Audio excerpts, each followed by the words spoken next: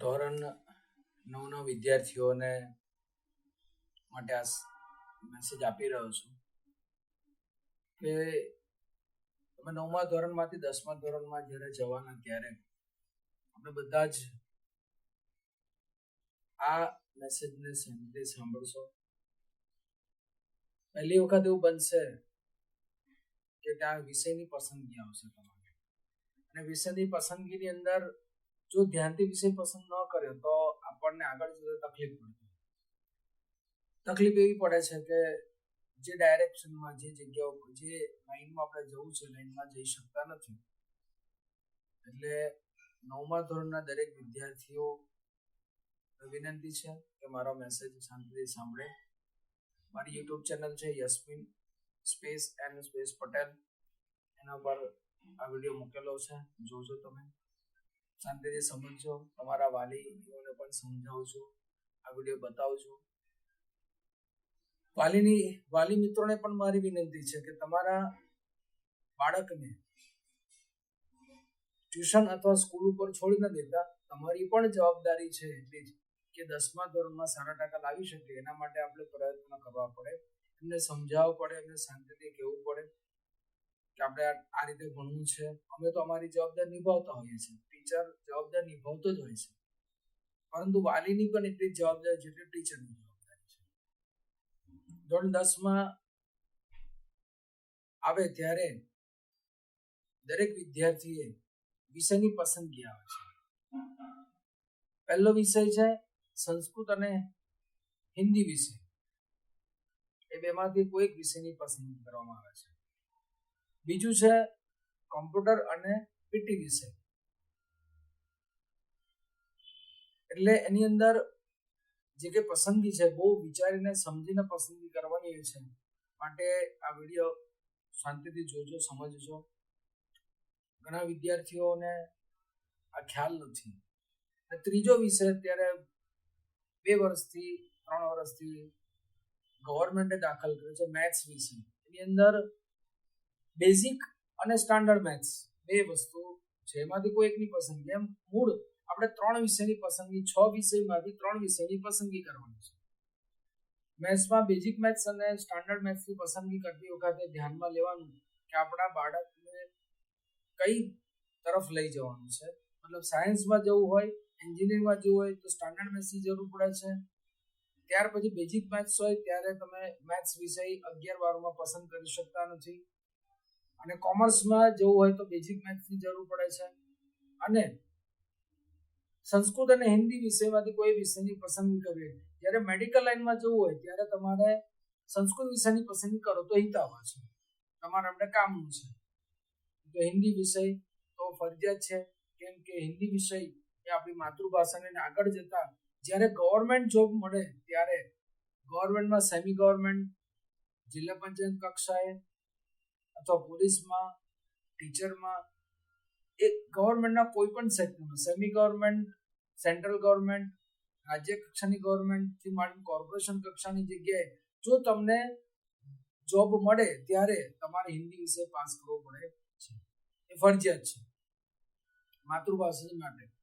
બીજો છે વિષય પીટી વિષય, મતલબ કે પીટી અને કોમ્પ્યુટર. અત્યારના જમાનામાં કોમ્પ્યુટર ખૂબ જ જરૂરી છે, ઘણા બધાને ખ્યાલ નથી, એટલે આ વાતને ખૂબ જ ધ્યાનથી લેજો. કોમ્પ્યુટર વિષયની પસંદગી કરવા માટે કરો ત્યારે એનો ફાયદા શું છે. ઘણા બધા વાલીઓને એવો વિચાર આવે છે કે કોમ્પ્યુટરમાં સમય બગડે છે, તો કોમ્પ્યુટર ક્લાસમાં જાય તો સમય 2 કલાક 3 કલાક જતો રહે. ક્યારેય સમય જતો નથી, કેમ કે 11-12માં જ્યારે તમારો વિદ્યાર્થી, તમારું બાળક જ્યારે 11મા-12મા ધોરણમાં આવશે ત્યારે કોમ્પ્યુટર વિષય ફરજિયાત છે. અને કોમ્પ્યુટર વિષયની જરૂરિયાત શા માટે છે તો કે CCC જે એક્ઝામ લેવાય છે, ગવર્મેન્ટ સેક્ટરમાં કોઈ પણ જગ્યાએ જોબ જોઈતી હોય ત્યારે તમારે CCC એક્ઝામની જરૂર પડે છે. કોમ્પ્યુટર કોન્સેપ્ટ કોર્સ જેને કહેવામાં આવે છે, CCC અને CCC+, આમ 2 કેટેગરીની એક્ઝામ લેવાય છે. 150 માર્કની એક્ઝામ લેવાય. જો તમે 10મા ધોરણમાં અને 12મા ધોરણમાં કોમ્પ્યુટર વિષય સાથે પરીક્ષા પાસ કરેલ હોય તો આ CCC આપવી પડતી નથી. પહેલો ફાયદો આ. બીજો ફાયદો એ છે કે આગળ જતા ભવિષ્યમાં કોઈ પણ ફિલ્ડમાં જશો તમે, સાયન્સમાં જશો, કોમર્સમાં જશો કે આર્ટ્સમાં જશો, કોઈ પણ ફિલ્ડમાં તમારે કમ્પ્યુટર વિષયની જરૂરિયાત પડશે જ. અને કમ્પ્યુટર વિષય વગર આગળ ચાલવાનું નથી. ટેકનોલોજી જેટલી આગળ વધી રહી છે, ટેકનોલોજી આધાર પર આપણને આ વિડીયો તમને સમજાવું છું વિડીયો દ્વારા. બીજું છે કે કમ્પ્યુટર વિષયમાં જે સમય બગડે છે એવું કહેનાર જે વાલીઓ છે અથવા જેને કઈ આ વિચારો આવતો હોય એ બધાને મારી વિનંતી છે કે આ ખોટી વસ્તુ બધા પ્રસાર થઈ રહી છે. કમ્પ્યુટર વિષયમાં પ્રેક્ટિકલ અને થિયરી બંને આવે છે. 10મા ધોરણમાં 50 માર્કનું પ્રેક્ટિકલ અને 50 માર્કની થિયરી છે, પરંતુ 12મા ધોરણમાં 100 માર્ક્સની થિયરી છે, 50 માર્કનું પ્રેક્ટિકલ છે. 11માં બી 100 માર્ક્સની થિયરી છે, 50 માર્કનું પ્રેક્ટિકલ છે અને બોર્ડ દ્વારા લેવાય છે. માટે 12મા ધોરણમાં ફરજિયાત વિષય છે અને દર સાલ 12મા ધોરણમાં 30-40% વિદ્યાર્થીઓ એવા છે બધા વિષયમાં પાસ થાય છે પણ કમ્પ્યુટરમાં ફેલ થતા હોય છે, કેમ કે એનું ધ્યાન જ નથી આપી 10મા ધોરણથી. માટે 10મા ધોરણમાં કમ્પ્યુટર વિષય ફરજિયાત લેવડાવો અને સમજો ગવર્મેન્ટ જોબ, સેમી ગવર્મેન્ટ, તાલુકા પંચાયત, જિલ્લા પંચાયત, પોલીસ કક્ષામાં શિક્ષક તરીકે, પ્રિન્સિપાલ તરીકે, પટાવાળા તરીકે, ક્લાર્ક તરીકે બધી જ જગ્યા પર જ્યાં તમને જોબ મળશે કોર્પોરેશન કક્ષાએ,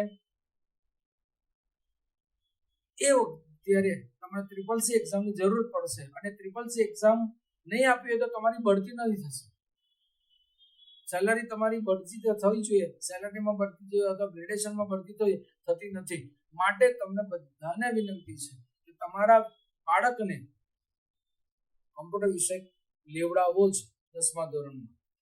પીટીની જરૂરિયાત હોતી નથી. અત્યારે ટેકનોલોજી છે, એ ટેકનોલોજીના જમાનાની અંદર તમે જો આ ટેકનોલોજીને પસંદ ન કરાવો તો એ પ્રોબ્લેમ તમારો થશે. તમારા વિદ્યાર્થી કશું જ નહીં ભણે કદાચ, પણ કમ્પ્યુટર વિષયમાં માસ્ટરી હશે, કમ્પ્યુટર વિષયમાં સામાન્ય જોબ બી કરી શકશે. ડીમાર્ટથી માંડીને ગમે તે સ્ટોરની અંદર જોબ કરી શકે અને એ જોબ વ્હાઇટ કોલર જોબ કહેવાશે. એમાં 12મા ધોરણમાં ટેલી કરાવ્યો પછી ટેલી કરાવો તો ટેલી કરાવી એકાઉન્ટિંગ પેકેજમાં ટેલી કરાવો તો તમને ટેલીમાં બી જોબ મળી શકે. જો એને જ્ઞાન હોય એકાઉન્ટિંગ પેકેજનું તો તમે કોઈ પણ કમ્પ્યુટર કોઈ પણ કોર્સ કરાવી દો પણ એમાં માસ્ટરી થશે તો 100% એ વિદ્યાર્થી કોલર જોબ કરી શકશે, વ્હાઇટ કોલર જોબ કરી શકશે. એને મહેનત નહીં કરે, શાંતિ 10-15 હજાર તો કમાઈ લેશે. કહેવાનો મતલબ કે કમ્પ્યુટર વિષયની ખૂબ જ જરૂરિયાત છે. મારા વિડીયોને લાઈક કરજો, સબસ્ક્રાઇબ કરજો અને તમારા સાથી મિત્રો સુધી પહોંચાડજો. અને ત્યારબાદ આવા વિષયો ઉપર તમને અલગ અલગ વિડીયો મારા મોકલતો રહીશ. તો લાઈક કરો, સબસ્ક્રાઇબ કરશો તો મારા વિડીયો વહેલા તમારે સુધી પહોંચશે. દરેક વિદ્યાર્થીને આવી કોઈ નોલેજ આપતો રહીશ. સેકન્ડ વિડીયોની રાહ જોતા રહેશો. વહેલામાં વહેલી તકે સેકન્ડ વિડીયો પણ શૂટ કરી અને તમને મોકલાવવાનો છું. તો આપ સૌને વિનંતી છે કે મારા વિડીયોને લાઈક કરી, સબસ્ક્રાઇબ કરીને આગળ તમારા મિત્રો સુધી પહોંચાડશો.